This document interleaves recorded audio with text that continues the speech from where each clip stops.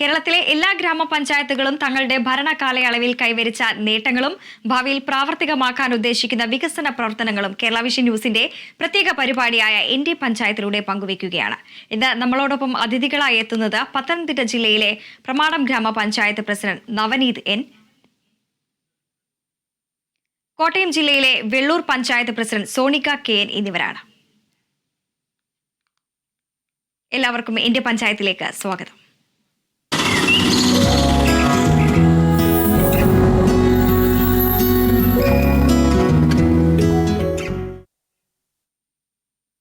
ഇന്ന് എന്റെ പഞ്ചായത്ത് ആദ്യം പോകുന്നത് പത്തനംതിട്ട ജില്ലയിലെ പ്രമാടം ഗ്രാമപഞ്ചായത്തിന്റെ വികസന പ്രവർത്തനങ്ങളിലേക്കാണ്. പഞ്ചായത്ത് പ്രസിഡന്റ് നവനീത് എൻ നമ്മളോടൊപ്പം ചേരുന്നുണ്ട്. നമസ്കാരം നവനീത്. വിദ്യാഭ്യാസ മേഖലയ്ക്ക് ഏറെ മുൻതൂക്കം നൽകുന്ന ഒരു പഞ്ചായത്താണ് പ്രമാടം ഗ്രാമപഞ്ചായത്ത്. കലാപഠനങ്ങളിൽ വിദ്യാർത്ഥികളെ പ്രോത്സാഹിപ്പിക്കുന്നതിന്റെ ഭാഗമായി കലാപഠനത്തിനായി പ്രത്യേകം അധ്യാപകരെ അടക്കം നിയമിച്ച കേരളത്തിലെ ആദ്യത്തെ പഞ്ചായത്ത് കൂടിയാണിത്. എങ്ങനെയാണ് ഈ ഒരു ആശയത്തിലേക്ക് എത്തുന്നത്? ഇതിൽ നിന്നും നിങ്ങൾ കൈവരിച്ച നേട്ടങ്ങൾ എന്തൊക്കെയാണ്? കേരളത്തിൽ ആദ്യമായി വിദ്യാഭ്യാസ രംഗത്ത് നമുക്കറിയാം, ഗ്രാമപഞ്ചായത്തുകളിൽ നമുക്കറിയാം LP സ്കൂളുകളിലാണ് കൂടുതൽ നമ്മുടെ ഗ്രാമപഞ്ചായത്തിന്റെ അണ്ടറുകളിൽ വരുന്നത്. അപ്പൊ അവിടെ ആ പഞ്ചായത്ത് ആ സ്ഥലങ്ങളിലൊക്കെ, ആ സ്കൂളുകളിലൊക്കെ ഇതുവരെ കേരളത്തിൽ കണ്ടതിനേക്കാൾ വിഭിന്നമായിട്ട് നമുക്ക് കലാപഠനത്തിനുള്ള വിദ്യാഗ്രാമം പദ്ധതി എന്ന് പറയുന്ന പദ്ധതിയിലൂടെയാണ് നമ്മൾ ഇതൊക്കെ നടപ്പിലാക്കുന്നത്. ആ വിദ്യാഗ്രാമം പദ്ധതിയുടെ ഭാഗമായി നമ്മൾ ആദ്യമായി ചെയ്യാൻ ഉദ്ദേശിച്ചത് എല്ലാ വാർഡുകളിലെയും വിദ്യാഭ്യാസ രജിസ്റ്ററുകൾ തയ്യാറാക്കുക എന്നുള്ളതാണ്. ആ വിദ്യാഭ്യാസ രജിസ്റ്റർ തയ്യാറാക്കുമ്പോൾ നമുക്കറിയാം, നമ്മുടെയൊക്കെ വാർഡുകളിൽ, നമ്മുടെയൊക്കെ ഗ്രാമപ്രദേശങ്ങളിലെ വാർഡുകളിൽ റിട്ടയർഡ് ആയിട്ടുള്ള അധ്യാപകരുണ്ട്, അതുപോലെ തന്നെ TTC കഴിഞ്ഞിട്ടുള്ള ടീച്ചർമാരുണ്ട്, അതുപോലെ B.Ed കഴിഞ്ഞിട്ടുള്ള അധ്യാപകരുണ്ട്, റിട്ടയർഡ് ആയിട്ടുള്ള ആൾക്കാരുണ്ട്, പഠിപ്പിച്ചുകൊണ്ടിരിക്കുന്ന ആൾക്കാരുണ്ട്. പല ഗ്രാമപഞ്ചായത്തുകളിലെയും പല വാർഡുകളിലും, നമ്മുടെ പഞ്ചായത്തുകളിലെ പല വാർഡുകളിലും പല കുഞ്ഞുങ്ങളുടെയും പഠനം പാതി വഴിയിൽ മുടങ്ങിപ്പോയവരുണ്ട്. അതുപോലെ തന്നെ ഇപ്പൊ പഠിച്ചുകൊണ്ടിരിക്കുന്നവരുണ്ട്, വിദേശത്ത് ജോലി ചെയ്യുന്നവരുണ്ട്, എന്തെങ്കിലുമൊക്കെ കാര്യങ്ങൾ കൊണ്ട് പഠനത്തിൽ സ്ട്രഗിൾ ചെയ്യുന്നവരുണ്ട്. അവരെയൊക്കെ ചേർത്തുകൊണ്ട് നമ്മുടെ വാർഡുകളിലെ 19 വാർഡുകളിലെ ഒരു പഞ്ചായത്താണ് നമ്മുടെ പഞ്ചായത്ത് എന്ന് പറയുന്നത്. ആ വാർഡുകളിലെ എല്ലാ വാർഡുകളിലെയും കുഞ്ഞുങ്ങളുടെ വിദ്യാഭ്യാസ രജിസ്റ്റർ നമ്മൾ ആദ്യം തന്നെ തയ്യാറാക്കുകയാണ് ചെയ്തത്. അങ്ങനെ എല്ലാ വാർഡുകളിലെയും വിദ്യാഭ്യാസ രജിസ്റ്റർ തയ്യാറാക്കിയതിനു ശേഷം നമ്മുടെ പഞ്ചായത്തിന്റെ വിദ്യാഭ്യാസ രജിസ്റ്റർ തയ്യാറാക്കി. അങ്ങനെയാണ് നമ്മൾ വിദ്യാഗ്രാമം പദ്ധതിയിലേക്ക് വന്നത്. നമ്മുടെ പഞ്ചായത്തിന്റെ അധീനതയിലുള്ള 5 LP സ്കൂളുകളിലാണ് നമ്മൾ ഈ കലാപഠനം, കേരളത്തിൽ ആദ്യമായി വിദ്യാർത്ഥികൾക്ക് പഠനത്തിനപ്പുറത്തേക്ക് അവരുടെ കലാ അഭിരുചി വളർത്തുന്നതിന് വേണ്ടി കലാപഠനം നടപ്പിലാക്കിയ ഒരു പഞ്ചായത്ത് പ്രമാടം ഗ്രാമപഞ്ചായത്താണ്. ഇപ്പോ സംഗീത അധ്യാപകനും ഒരു ചിത്രകലാ അധ്യാപകനുമാണ് അവിടെ കുഞ്ഞുങ്ങളെ പഠിപ്പിച്ചുകൊണ്ടിരിക്കുന്നത്. ഒരുപാട് നേട്ടങ്ങൾ, ഒരുപാട് മാറ്റങ്ങളാണ് ആ പഠനം, കലാപഠനം തുടങ്ങിയതിന് ശേഷം നമുക്ക് പഞ്ചായത്തിലെ സ്കൂളുകളിലെ ഏകദേശം സാധാരണക്കാരായിട്ടുള്ള കുഞ്ഞുങ്ങൾ പഠിക്കുന്ന LP സ്കൂളുകളാണ്. അവർക്ക് മറ്റ് വലിയ സ്കൂളുകളിലേക്ക് പോയി ഈ കലകൾ, ചിത്രകലയും സംഗീതവും ഒന്നും പഠിക്കുവാൻ വലിയ സാമ്പത്തികമായിട്ട് ഇല്ലാത്ത കുഞ്ഞുങ്ങളാണ്. അവരെയൊക്കെയാണ് നമ്മൾ ഇപ്പോൾ കലാപഠനത്തിലൂടെയും ചിത്രകലാ പഠനത്തിലൂടെയും നമ്മുടെ ഈ കഴിഞ്ഞ 4 വർഷങ്ങളിലേക്കുള്ള ആയിട്ടുള്ള നമ്മുടെ യുവജനോത്സവ വേദികളിലും മറ്റ് സാംസ്കാരിക പരിപാടികളിലൊക്കെ നമ്മുടെ സ്കൂളിലെ കുഞ്ഞുങ്ങൾ തന്നെയാണ് മികച്ചു നിൽക്കുന്നത്. അതിൽ ഈ കലാപഠനത്തിന് ഒരു ഭാഗമാകാൻ കഴിഞ്ഞ് നമ്മുടെ കലാപഠനത്തിൽ പങ്കെടുത്തുകൊണ്ടിരിക്കുന്ന ഏറെക്കുറെ എല്ലാ കുട്ടികളും ജില്ലയിലെയും അതുപോലെ തന്നെ സബ് ജില്ലയിലൊക്കെ നമുക്ക് സ്റ്റേറ്റിലുമൊക്കെ നമുക്ക് വിജയിക്കാൻ സാധിച്ചു എന്നുള്ളത് കലാപഠനം എന്നുള്ളത് കൊണ്ട് ആ നടപ്പിലാക്കി നമ്മൾ പദ്ധതിയിൽ ഉൾപ്പെടുത്തി, വാർഷിക പദ്ധതിയിൽ ഉൾപ്പെടുത്തി കലാപഠനം നടത്തിയത് കൊണ്ട് ഒരു വലിയ മേന്മയായി കരുതുകയാണ്. അതുപോലെ തന്നെ നമ്മൾ നടപ്പിലാക്കിയ മറ്റൊരു പദ്ധതിയാണ് സയൻസ് കോർണർ തുടങ്ങിയിട്ടുള്ള പദ്ധതികളെല്ലാം തന്നെ നടപ്പിലാക്കി വരുന്നുണ്ടല്ലേ? തീർച്ചയായും സയൻസ് ലാബുകൾ അല്ലെങ്കിൽ സയൻസ് കോർണർ, ശാസ്ത്ര പാർക്കുകൾ എന്ന് പറയുന്നത് ഇത് എനിക്ക് തോന്നുന്നു നമ്മുടെ സ്റ്റേറ്റിൽ, കേരളത്തിൽ ആദ്യമായാണ് ഇങ്ങനെ LP സ്കൂളുകളിൽ സയൻസ് കോർണറുകൾ നമ്മൾ നടപ്പിലാക്കുന്നത്. നമുക്കറിയാം, നമ്മുടെയൊക്കെ സാധാരണപ്പെട്ട സ്കൂളുകളിൽ പഠിക്കുന്ന, നമ്മളൊക്കെ സാധാരണപ്പെട്ട ഗവൺമെന്റ് സ്കൂളുകളിൽ പഠിച്ചവരാണ്. നമുക്കൊക്കെ നമ്മുടെ ചിലപ്പോൾ നമുക്ക് ഹൈസ്കൂളിൽ എത്തുമ്പോഴായിരിക്കും നമ്മൾ ഈ ശാസ്ത്ര ഉപകരണങ്ങളൊക്കെ ഒന്ന് കാണുകയെങ്കിലും ചെയ്യുന്നത്. നമുക്ക് അവിടെ നിന്ന് അതിൽ നിന്നൊക്കെ ഭിന്നമായിട്ട് നമ്മുടെ കുഞ്ഞുങ്ങൾ 5ാം ക്ലാസ്സിലെ സിലബസിൽ പഠിക്കേണ്ട കാര്യങ്ങൾ ഉൾപ്പെടെ നമ്മൾ 4ാം ക്ലാസ്സിൽ നിന്ന് ആ ഉപകരണങ്ങൾ ഉൾപ്പെടെ പരിചയപ്പെടുത്തി അവരുടെ ശാസ്ത്രബോധം നമുക്ക് കുഞ്ഞുങ്ങളിലെ ശാസ്ത്രബോധം ഉണർത്തുക എന്നുള്ളൊരു വലിയ ആ, ആ, സന്ദേശമാണ് ഈ സയൻസ് കോർണർ വഴി നമ്മൾ നടത്തിക്കൊണ്ടിരിക്കുന്നത്. സയൻസ് കോർണർ വഴി നമ്മൾ നടത്തിക്കൊണ്ടിരിക്കുന്നത് നമ്മുടെ സയൻസ് ലാബുകൾ എന്നതിനപ്പുറത്തേക്ക് മറ്റുള്ള ശാസ്ത്ര ക്ലാസ്സുകൾ എല്ലാ വർഷവും എല്ലാ മാസവും നമ്മൾ ആ ക്ലാസ്സുകൾ നടത്താറുണ്ട്. അതുപോലെ തന്നെ നമ്മുടെ ശാസ്ത്രമേളയിൽ പങ്കെടുക്കുന്ന കുഞ്ഞുങ്ങളെ പങ്കെടുപ്പിക്കുന്നതിന് മുമ്പായി അവിടുത്തെ അധ്യാപകർക്കും ആ പങ്കെടുക്കുന്ന കുഞ്ഞുങ്ങൾക്കും പദ്ധതിയിൽ ഉൾപ്പെടുത്തി തന്നെ നമ്മൾ പരിശീലന കളരികൾ വെക്കാറുണ്ട്. അതിന്റെ ഭാഗമായി നമുക്ക് കഴിഞ്ഞ 2-3 വർഷമായി കോന്നി സബ് ജില്ലയിലെയും അതുപോലെ തന്നെ ജില്ലയിലെയും ഒക്കെ ശാസ്ത്രമേളകളിൽ നമ്മുടെ സ്കൂളുകളിലെ കുഞ്ഞുങ്ങൾക്ക് വളരെ മെച്ചപ്പെടുവാൻ സാധിച്ചിട്ടുണ്ട്. അതുപോലെ തന്നെ നമ്മൾ നടത്തിക്കൊണ്ടിരുന്ന മറ്റൊരു പദ്ധതിയാണ് ക്രിയേറ്റിവിറ്റി കോർണർ എന്ന് പറയുന്നത്. ഈ വർഷം നമ്മൾ നടപ്പിലാക്കുന്ന ഒരു പദ്ധതിയാണ് ക്രിയേറ്റിവിറ്റി കോർണർ എന്ന് പറയുന്നത്. ക്രിയേറ്റിവിറ്റി കോർണർ കൊണ്ട് നമ്മൾ ഉദ്ദേശിക്കുന്നത്, നമുക്കറിയാം നമ്മുടെയൊക്കെ കുഞ്ഞുങ്ങൾ ഇപ്പോ എന്താണ് ലഹരിക്ക് അടിമയായി, നമ്മുടെ തലമുറയൊക്കെ ലഹരിക്ക് അടിമയായി, അല്ലെങ്കിൽ അവർക്ക് ഇഷ്ടമുള്ളത് പഠിക്കുവാൻ താല്പര്യപ്പെടാതെ മാതാപിതാക്കളുടെയോ അല്ലെങ്കിൽ അധ്യാപകരുടെയോ ഒക്കെ നിർബന്ധം കൊണ്ട് മറ്റു മേഖലകളിലേക്ക് അവർക്ക് ഇഷ്ടമുള്ള അവരുടെ അഭിരുചി മനസ്സിലാക്കാതെ ഉള്ള പഠനമാണ് നടന്നുകൊണ്ടിരിക്കുന്നത്. അതുകൊണ്ട് തന്നെ അവർക്കൊക്കെ പല വിദ്യാർത്ഥികൾക്കും, നാട്ടിൻപുറങ്ങളിലുള്ള വിദ്യാർത്ഥികളുടെ കാര്യമാണ് ഞാൻ, പല വിദ്യാർത്ഥികൾക്കും പാതി വഴിയിൽ അവരുടെ പഠനമൊക്കെ ഉപേക്ഷിക്കേണ്ടി വന്നിട്ടുണ്ട്. അപ്പൊ അത് മുന്നിൽ കണ്ടുകൊണ്ടാണ് അങ്ങനെ ഒരു പ്രശ്നം ഉണ്ടാവരുത് എന്നുള്ളതുകൊണ്ട് അവരുടെ അഭിരുചി മനസ്സിലാക്കിക്കൊണ്ട് അവർക്ക് അങ്ങനെയുള്ള ക്രിയേറ്റിവിറ്റി ക്ലാസ്സുകൾ നമുക്ക് ഈ ക്രിയേറ്റിവിറ്റി കോർണർ വഴി കൊടുക്കുവാൻ സാധിക്കും. അതൊക്കെയാണ് നമ്മൾ ക്രിയേറ്റിവിറ്റി കോർണർ വഴി നമ്മൾ ഉദ്ദേശിക്കുന്നത്. അതുപോലെ തന്നെ നമുക്കറിയാം ഈ വർഷം നമ്മൾ അതും എനിക്ക് തോന്നുന്നു കേരളത്തിൽ ആദ്യമായാണ് LP സ്കൂളിലെ വിദ്യാർത്ഥികൾക്ക് കായിക ഉപകരണങ്ങൾ നമുക്ക് ഇതുവരെയുള്ള നമ്മുടെ LP സ്കൂളിലൊന്നും കായിക ഉപകരണങ്ങളോ അല്ലെങ്കിൽ കലാപഠനങ്ങളോ ഒന്നും ഇല്ല. നമ്മൾ ഈ വർഷം നമ്മൾ കായിക ഉപകരണങ്ങൾ നമ്മുടെ സ്കൂളുകളിലേക്ക് കൊടുക്കുവാൻ സാധിച്ചിട്ടുണ്ട്. അതുപോലെ തന്നെ LP സ്കൂളുകൾ കേരളത്തിൽ ആദ്യമായി LP സ്കൂളുകളിലെല്ലാം ചേർത്തുകൊണ്ട് നമുക്ക് ഒരു ഫുഡ് ഫെസ്റ്റ് ഈ വർഷം നമുക്ക് നടത്തി. അതുപോലെ തന്നെ നമ്മൾ പ്രഭാത ഭക്ഷണം വിതരണം ചെയ്യുന്നുണ്ട്. സ്റ്റിക് റൂമുകൾ നടത്തുന്നുണ്ട്.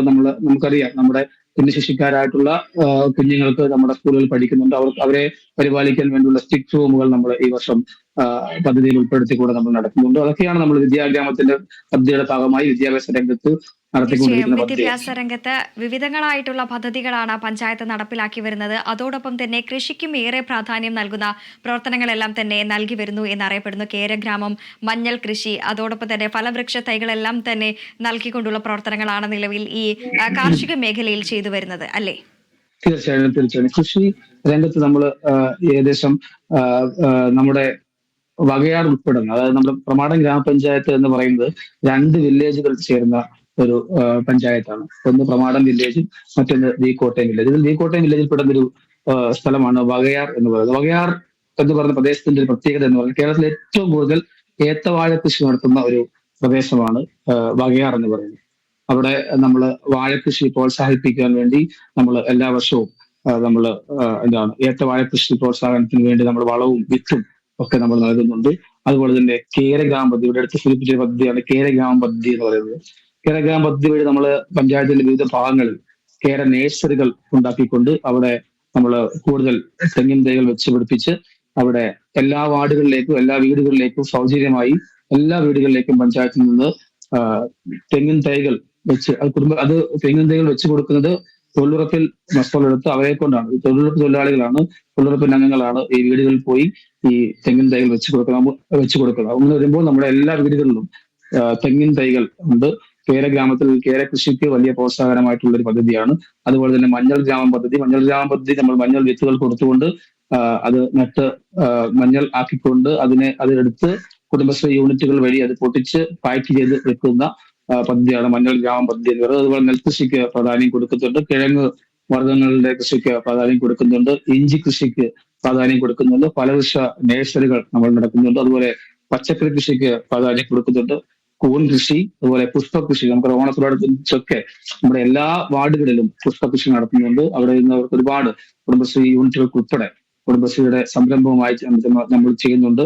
പുഷ്പകൃഷി ചെയ്തുകൊണ്ട് അവർക്ക് ഓണം സമയത്തേക്ക് ഈ പുഷ്പ കൃഷി നടത്തിക്കൊണ്ട് അവർക്ക് ആ പുഷ്പം വിറ്റ് ഒരുപാട് ലാഭം ഉണ്ടാക്കാൻ സാധിക്കുന്നുണ്ട്. അതുപോലെ മുളക് ഗ്രാമം പദ്ധതി നമ്മൾ കഴിഞ്ഞ വർഷം നടപ്പിലാക്കിയ പദ്ധതിയാണ് മുളക് ഗ്രാമം പദ്ധതി. അങ്ങനെ കാർഷിക മേഖലയിൽ എല്ലാ പദ്ധതികളും തൊഴിലുറപ്പും കുടുംബശ്രീയും ഒക്കെ ചേർന്നുകൊണ്ട് എല്ലാവരെയും ചേർത്തുകൊണ്ടാണ് നമ്മൾ ഈ കൃഷിയുമായിട്ടുള്ള പദ്ധതികളൊക്കെ പ്രോത്സാഹിപ്പിക്കുന്നത്. പഞ്ചായത്തിൽ കൂടുതലായിട്ടും പിന്നോക്ക വിഭാഗ ജനങ്ങൾ ഉള്ള ഒരു മേഖല കൂടിയാണല്ലോ. അപ്പോൾ അവർക്കായിട്ടുള്ള പ്രവർത്തനങ്ങളെല്ലാം തന്നെ ഏത് രീതിയിലാണ് തീർച്ചയായും നടപ്പിലാക്കി വരുന്നത്? ഉന്നിപ്പ് എന്ന് പറഞ്ഞിട്ടുള്ള ഒരു പദ്ധതി അടക്കം തന്നെ ആവിഷ്കരിച്ചിട്ടുണ്ടല്ലോ. എന്താണ് ഈ പദ്ധതി? തീർച്ചയായും നമ്മൾ ഒന്നിപ്പ് എന്ന് പറയുന്ന പദ്ധതി പഞ്ചായത്ത് ആവിഷ്കരിച്ചത്, നമുക്കറിയാം നമ്മുടെ SC മേഖലയിൽ, SC ST മേഖലയിൽ, പിന്നോക്ക മേഖലയിലൊക്കെ വരുന്ന സഹോദരങ്ങൾ പല ഗ്രാമസഭകളിലും അവർക്ക് അർഹതപ്പെട്ട കാര്യങ്ങൾ അവരിലേക്ക് എത്താറില്ല എന്നുള്ളൊരു ബോധ്യം കഴിഞ്ഞ കാലങ്ങളിലൊക്കെ ഉണ്ടായി. അങ്ങനെയാണ് ഈ ഭരണസമിതി അധികാരത്തിലേറ്റത് ആദ്യം മുതൽ നമ്മൾ ആദ്യമായി ചെയ്തത് ഒന്നിപ്പ് എന്ന് പറയുന്ന കുടുംബ സംഗമങ്ങൾ നടത്തുകയാണ് ചെയ്തത്. ഒന്നിപ്പോ കുടുംബ സംഗമത്തിന്റെ ഉദ്ദേശം അത് എനിക്ക് തോന്നുന്നു അതും കേരളത്തിൽ ആദ്യമായാണ് ഈ SC ST വിഭാഗത്തിലുള്ള സഹോദരങ്ങൾ താമസിക്കുന്ന കുടുംബങ്ങളിലേക്ക്, അവരുടെ കുടുംബങ്ങളിലേക്ക് പഞ്ചായത്തിലെ ഉദ്യോഗസ്ഥർ ഉൾപ്പെടെയുള്ള ജനപ്രതിനിധികൾ ഉൾപ്പെടെയുള്ള ആൾക്കാരെ ചെന്നിട്ട് അവരോട് നമ്മുടെ വാർഷിക പദ്ധതി രൂപീകരിക്കുന്നതിന് മുന്നായി തന്നെ അവർക്ക് എന്താണ് ഇനിയും വേണ്ടത്. നമ്മൾ എല്ലാ വർഷവും നമ്മൾ അടിച്ചേൽപ്പിക്കുന്ന പദ്ധതികളല്ലാതെ കോഴിയും താറാവും അല്ലെങ്കിൽ അങ്ങനെയുള്ള ആട് അങ്ങനെയുള്ള കുറേയധികം പദ്ധതികൾ നമ്മൾ എല്ലാ വർഷവും അവരിലേക്ക് പക്ഷെ അവർക്കത് വേണമെന്നില്ല, നമ്മൾ അവരിലേക്ക് അടിച്ചേൽപ്പിക്കുന്നുണ്ട്. പക്ഷെ അതല്ലാതെ അവർക്ക് എന്തിലാണ് അവർ പിന്നോക്കം നിൽക്കുന്നത്, എന്താണ് അവരുടെ പ്രശ്നം, അത് മനസ്സിലാക്കിക്കൊണ്ട് അത് വാർഷിക പദ്ധതിയിൽ ഉൾപ്പെടുത്തി അതിലേക്ക് ഫണ്ട് വെച്ചുകൊണ്ട് ഈ SC ST വിഭാഗത്തിൽ ഗവൺമെന്റ് തരുന്ന 100% ഫണ്ടും ചെലവഴിക്കുക എന്നുള്ളതായിരുന്നു ഒന്നിപ്പ് എന്ന് പറയുന്ന പദ്ധതി കൊണ്ടുള്ള ഉദ്ദേശം. ഒരുപാട് പ്രയോജനം ഉള്ള ഒരു പദ്ധതിയായിരുന്നു. ഒരുപാട് പേർക്ക് എന്താണ് ഉള്ള ചില പ്രദേശങ്ങളിലേക്ക് നമ്മൾ ചെല്ലുമ്പോൾ അവർക്ക് വെള്ളത്തിന്റെ പ്രശ്നമാണ്. അതുപോലെ തന്നെ ചില പ്രദേശങ്ങളിലേക്ക് നമ്മൾ ചെല്ലുമ്പോൾ അവർക്ക് ഈ പഠനം മുടങ്ങിപ്പോയവർക്ക് തുടർന്ന് പഠനം തുടങ്ങുവാൻ വേണ്ടിയുള്ള പ്രശ്നങ്ങളാണ് കുഞ്ഞുങ്ങൾക്കുള്ളത്. അതുപോലെ തന്നെ അവർക്ക് അതുപോലെ തന്നെ പല ക്ലാസ്സുകൾ, PSC പോലെയുള്ള കോച്ചിങ് ക്ലാസ്സുകൾ വേണം. അങ്ങനെ ഈ 10ാം ക്ലാസ് കഴിഞ്ഞിട്ട് അല്ലെങ്കിൽ +2 കഴിഞ്ഞിട്ട് നിൽക്കുന്ന കുഞ്ഞുങ്ങളുണ്ട്. അവർക്ക് എന്ത് പഠിക്കാൻ പോകണമെന്ന് അറിയാൻ പറ്റാത്ത കുഞ്ഞുങ്ങളുണ്ട്. അപ്പൊ അവരെയൊക്കെ ചേർത്തുകൊണ്ട് നമ്മൾ ഈ പഞ്ചായത്തിന്റെ പല പദ്ധതികൾ, അവരെയൊക്കെയുള്ള വിദ്യാഭ്യാസപരമായിട്ടുള്ള പല പദ്ധതികളിലേക്കും വിദ്യാഗ്രാമ പദ്ധതിയിലേക്ക് ഇവരെയൊക്കെ ചേർത്തുകൊണ്ട് മറ്റ് കുടിവെള്ള പദ്ധതികൾ അങ്ങനെയുള്ള പ്രദേശങ്ങളിൽ നമ്മൾ പഞ്ചായത്തിന്റെ ഫണ്ട് വെച്ച് തന്നെ ആ ഭാഗങ്ങളിലേക്ക് കുടിവെള്ള പദ്ധതികൾ, നമുക്ക് നമ്മുടെ ഗ്രാമപഞ്ചായത്തിൽ ഒരു ST കോളനി അല്ലെങ്കിൽ ST കോളനി എന്ന വാക്ക് തന്നെ ഇപ്പോൾ ഉപയോഗിക്കാൻ പാടില്ല, ST സങ്കേതം കൊണ്ട് ആ സഹോദരങ്ങളിലേക്ക് നമുക്കറിയാം ഒരു 3-4 കിലോമീറ്റർ അപ്പുറത്തേക്ക് അവര് കുടവും കലവുമായൊക്കെ പോയാണ് ഈ ഭരണസമിതി കയറുന്നതിന് മുമ്പ് അവര് വെള്ളം വീട്ടിലേക്ക് കൊണ്ടുവന്നത്. നമ്മൾ ഈ വർഷം നമ്മൾ ആദ്യം തന്നെ ചെയ്ത പദ്ധതി എന്ന് പറയുന്നത് ആ ST സങ്കേതത്തിലേക്ക് ഒരു ചെറുകിട കുടിവെള്ള പദ്ധതിയിൽ വെച്ചുകൊണ്ട് നമ്മൾ നടപ്പിലാക്കുകയാണ്. ഇപ്പോ അവരുടെ എല്ലാവരുടെയും വീടുകളിൽ സ്വന്തമായി ടാപ്പും കുടിവെള്ളം അവരുടെയൊക്കെ വീട്ടുമുറ്റത്തേക്ക് എത്തുന്ന പദ്ധതിയാണ് നമ്മൾ ചെയ്തിരിക്കുന്നത്. നമ്മുടെ ഗ്രാമപഞ്ചായത്ത് അത് അല്ലാതെ തന്നെ ചെറുകിട കുടിവെള്ള പദ്ധതികൾ ഏറ്റവും കൂടുതലുള്ള ഒരു ഗ്രാമപഞ്ചായത്താണ്. എനിക്ക് തോന്നുന്നു ഇപ്പോ റണ്ണിങ്ങിലുള്ള 14 കുടിവെള്ള പദ്ധതി, അതുപോലെ തന്നെ 5 കുടിവെള്ള പദ്ധതികൾ ഇപ്പൊ പുതുതായി ആരംഭിക്കാൻ പോവുകയാണ്. ജലജീവൻ പദ്ധതിയുടെ ഭാഗമായി 102 കോടിയുടെ പദ്ധതികൾ അതിന്റെ നിർമ്മാണ പ്രവർത്തനങ്ങൾ നടത്തിക്കൊണ്ടിരിക്കുകയാണ്. അങ്ങനെ ഏറ്റവും കൂടുതൽ കുടിവെള്ള ക്ഷാമമുള്ള ഒരു പഞ്ചായത്ത് ആണ് എങ്കിലും ചെറുകിട കുടിവെള്ള പദ്ധതികൾ വഴി പല വാർഡുകളിലെയും കുടിവെള്ള പ്രശ്നങ്ങൾ നമുക്ക് പരിഹരിക്കാൻ പറ്റുന്നുണ്ട്. പക്ഷെ അതെല്ലാ സമയത്തും നമുക്ക് പറ്റില്ല. ഒരുപാട് വേനലുള്ള സമയങ്ങളിൽ നമ്മൾ പഞ്ചായത്തിൽ നിന്ന് തന്നെ കുടിവെള്ളം അവർക്ക് വിതരണം ചെയ്യുന്ന പദ്ധതി നമുക്കുണ്ട്. തീർച്ചയായും അത്തരത്തിലുള്ള പ്രവർത്തനങ്ങളെല്ലാം തന്നെയാണ് പഞ്ചായത്ത് നടപ്പിലാക്കി വരുന്നത്. ഇനിയും കൂടുതൽ പ്രവർത്തനങ്ങളെല്ലാം തന്നെ നടപ്പിലാക്കാനുണ്ട്, വിജയിക്കാനുണ്ട്. പത്തനംതിട്ട ജില്ലയിലെ പ്രമാടം പഞ്ചായത്തിന്റെ വികസന പ്രവർത്തനങ്ങളാണ് പ്രസിഡന്റ് പങ്കുവച്ചത്. എല്ലാ ഭാവി വികസന പ്രവർത്തനങ്ങളെല്ലാം തന്നെ യാഥാർത്ഥ്യമാകട്ടെ എന്ന് ആശംസിക്കുകയാണ്. നന്ദി ശ്രീ നവനീത്.